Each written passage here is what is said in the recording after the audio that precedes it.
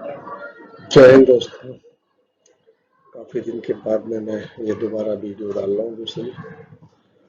थोड़ा सा मेरी रिकॉर्डिंग में प्रॉब्लम हो गई थी, इसलिए रिकॉर्ड नहीं हो रहा था, इसलिए मैं जो है बोल नहीं पाया। बहरहाल कोई नहीं, लेट अस स्टार्ट नाउ। आज मैं लेकर आया हूँ आप लोगों के लिए what are the elements of the SOP. किसी एसओपी को लिखने में क्या क्या एलिमेंट्स होने चाहिए। अगर आप कोई भी प्रोसेस लिख रहे हैं तो उसके अंदर क्या क्या एलिमेंट्स होने चाहिए, वो चीज़ मैं आपको समझाने की कोशिश करूंगा आज। सो फर्स्ट एलिमेंट जो होता है किसी भी प्रोसेस के राइटिंग में, वो होता है इनपुट। अगर आपके पास इनपुट नहीं है तो आप कुछ भी नहीं कर सकते। This is very basic. तो इसलिए कहा गया है कि जब भी आप प्रोसेस लिखते हैं तो सबसे पहले देखिए कि इनपुट क्या है इस प्रोसेस का, व्हाट आर द इनपुट्स, और उस वो इनपुट कहाँ से आएंगे। तो इनपुट में भी दो एलिमेंट सब एलिमेंट्स हो गए, एक हो गया सोर्स ऑफ इनपुट और एक इनपुट। मतलब इनपुट का सोर्स क्या होगा, कौन देगा आपको इनपुट। कस्टमर देगा, इंटरेस्टेड पार्टी देगी, गवर्नमेंट से आएगा। तो वो आपको डिफाइन करना रहेगा कि हाँ ये हमें ये इनपुट चाहिए और इस सोर्स से ही, क्योंकि आप कोई भी इनपुट कहीं से भी नहीं ले सकते। अगर वो एरोनोमस हो गया, इनपुट आपका गलत हो गया, तो वो error will flow till the last step of the process. फिर वो कंट्रोल करना बहुत मुश्किल हो जाता है। तो इसलिए यहाँ पे आपको डिफाइन करना बहुत ज़रूरी है कि मेरे इनपुट का सोर्स ये होगा और मेरा इनपुट ये होगा। सो ये आपका फर्स्ट एलिमेंट है। This is the first element of any of the process. अब हम अगला एलिमेंट देखते हैं। सेकंड एलिमेंट होते हैं फिर प्रोडक्शन। अब आपको इनपुट मिल गया, अब इनपुट मिल गया तो आपको प्रोडक्शन करना है। प्रोडक्शन में मतलब एक्टिविटी करनी है आपको, कुछ भी बनाना है, आपको टॉर्च बनाना है, आपको आटा पीसना है, आपको कुछ भी बनाना है, तो आपके लिए इनपुट है। इनपुट आ गया, एक बार गेहूं आ गया, गेहूं इनपुट है, तो मान लिया कि आपको आटा पीसना है तो आपको इनपुट चाहिए। इनपुट आ गया तो आप गेहूं पीसना है, गेहूं पीसने की विधि लिख दो। उसको धोओगे, उसको सुखाओगे, उसको साफ करोगे, फिर उसको मशीन में डालोगे। फिर आप मशीन को सेट करोगे क्वालिटी के हिसाब से, कौन सी क्वालिटी, पतला गेहूं चाहिए, आटा चाहिए, पतला चाहिए, मोटा आटा चाहिए, तो उस हिसाब से सेट करोगे। तो ये सब अपनी एक्टिविटी में लिखोगे आप। तो एक्टिविटी के लिखते समय जब आप अपने एक्टिविटी लिख रहे हैं या जो एग्जीक्यूशन प्रोसेस लिख रहे हैं, वो मॉडल उसका होना चाहिए planning, do, check and act model, PDCA model होना चाहिए। मतलब सबसे पहले आप प्लानिंग करेंगे, उसको कैसे करेंगे, करने का प्लानिंग, फिर करेंगे आप, फिर उसको चेक करेंगे करने के बाद में कि हाँ ये सही आया कि नहीं। जो आउटपुट आएगा आप उसको चेक करेंगे, और अगर आउटपुट में गलती है तो उसको फिर सुधार करेंगे। एक्ट, एक्ट मतलब सुधार। और उस सुधार को अगली बार प्लानिंग में इंक्लूड कर देंगे ताकि वही गलती दोबारा फिर मत हो। So that is why it is called PDCA cycle, plan to check and act, plan to check and act. इसी के अंदर आपका ये इनपुट और आउटपुट के बीच में ये एक्टिविटी चलती है। इनपुट इधर से आता है, आउटपुट इधर निकलता है।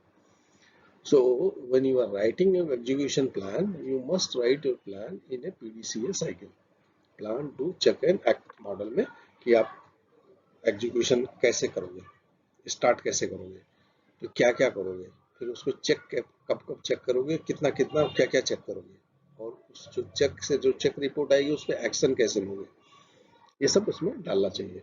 So this becomes your task. Second element होना चाहिए प्रोसेस का task, that is your execution.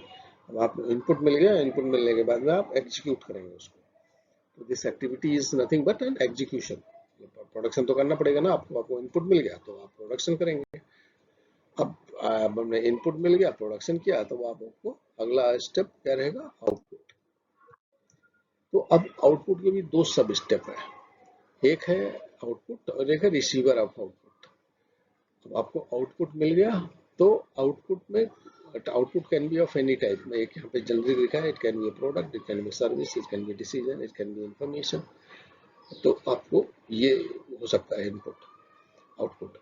और आपको ये भी डिफाइन करना है कि आपके आउटपुट का रिसीवर कौन होगा, किसको जाएगा आपका output. It can B internal customer, it can B external customer, it can be interested parties. Interested party वही है जो आपने अपने उसमें क्वालिटी मैनुअल में डिफाइन की हुई है अपने प्रोसेस में, कि these are my interested parties. तो ये किसी इंटरेस्टेड पार्टीज को भी जा सकता है। जैसे मान के चलो आपने रिस्क एनालिसिस बनाया, एक रिस्क एनालिसिस फॉर्म बनाया, ये आपके ऑर्गेनाइजेशन में कितनी कितनी रिस्क है, बैठ करके उसको एनालाइज किया, उसको रेटिंग किया, उसका मिटिगेशन प्लान लिखा। अब जो आउटपुट निकला उसका, दैट बिकम्स ए इंफॉर्मेशन। अब वो इंफॉर्मेशन है, और दैट इंफॉर्मेशन में भी इंटरेस्टेड पार्टीज आपके अंदर, कस्टमर्स, इंटरनल डिपार्टमेंट्स को जानी चाहिए। So that can be a case. तो इसी तरीके से it can be a decision also, it can be a service also, it can be a product also. Product can go to your internal customer, to external customer, जो भी है। Internal customer का basically कहने का मतलब है कि एक प्रोसेस से दूसरे प्रोसेस में जाना है, तो वो it becomes internal customer. So that is how it is called output, third element, process का थर्ड एलिमेंट। अब इन तीनों एलिमेंट्स को एक साथ रख करके फिर देखेंगे कैसे बना। अब आप अगर यहाँ पे देखेंगे तो हमने तीनों एलिमेंट को, element one, element two, element three, तीनों को एक साथ रख दिया। और रखने के बाद में हमने देखा कि कैसे लगा। अब आप देखें इधर, तो पहला सोर्स ऑफ इनपुट, वहां से इनपुट मिला आपको, फिर वहां से इनपुट के बाद में मिलने के बाद में आपने प्रोडक्शन किया, एक्टिविटी किया, फिर आपका आउटपुट तैयार हुआ। और ये आउटपुट रिसीवर ऑफ आउटपुट को गया, जो आपने डिफाइन किया है कि मेरा आउटपुट इनको जाएगा। It can B internal customer, external customer और इंटरेस्टेड पार्टीज। अब यहाँ पे एक चीज ये रखा हुआ है हमने एडिशनली, ये बॉक्स अगर आप देखें तो possible control and check points to monitor performance. यहाँ पे कहने का मतलब ये है कि व्हाट इज सजेस्टिंग दैट कि हर स्टेप के आगे आप कहीं ना कहीं चेक जरूर डालें, कि जैसे इनपुट आ रहा है तो चेक करें इनपुट इज करेक्ट और नॉट। अगर इनपुट करेक्ट नहीं है तो ये वो error will flow up to the end, up to the customer, and that will spoil your image. तो इसलिए यहाँ भी चेक करें आप, यहाँ भी चेक करें आप, यहाँ भी चेक करें आप, जाने से पहले भी चेक करें आप, जहाँ भी पॉसिबल हो।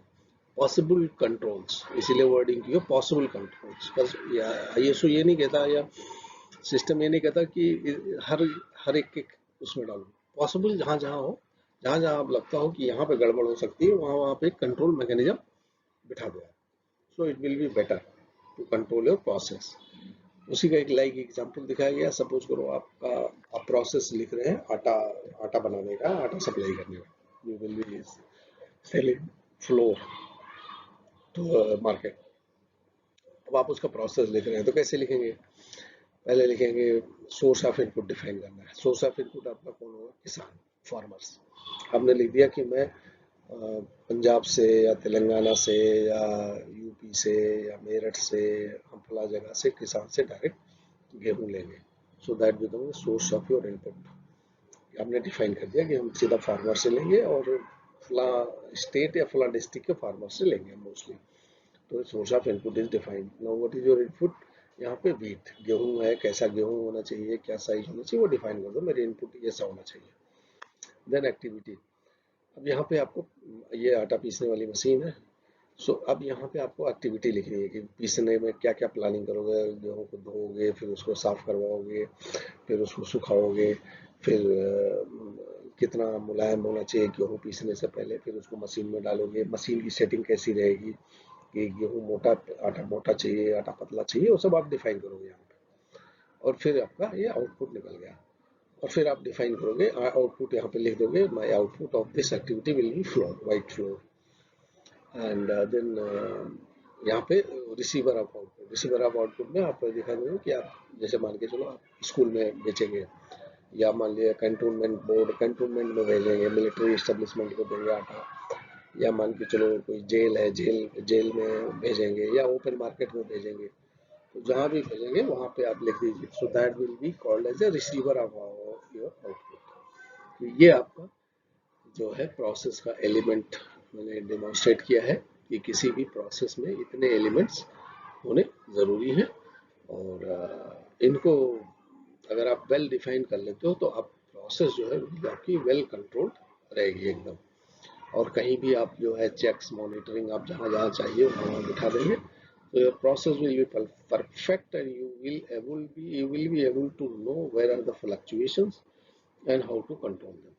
नहीं तो फिर वेरी डिफिकल्ट हो जाता है प्रोसेस में, यही नहीं पता चलता कि फ्लक्चुएशन कहाँ हो रही है, गलती कहाँ हो रही है, क्या क्यों हो रही है, ये पता नहीं चल पाता अगर आपने कंट्रोल मेजर्स नहीं बिठाए। तो धन्यवाद। आपको कैसा लगा आज का वीडियो? जैसा भी लगा हो आप उसमें हमें बताइएगा ज़रूर। ताकि हम अगली बार इसको और इम्प्रूव करें। अगला वीडियो हम रखेंगे, मैं कोशिश करूंगा कि करेक्टिव एक्शन, प्रिवेंटिव एक्शन के ऊपर लिखें कि हम लोग कैसे रूट कॉज निकालते हैं, किसी चीज़ की रूट कॉजिंग कैसे करते हैं, फिर करेक्टिव एक्शन कैसे लेते हैं, फिश बोन डायग्राम कैसे बनाते हैं। तो थोड़ा अगला वीडियो मेरा उस पर रहेगा। बहुत बहुत धन्यवाद।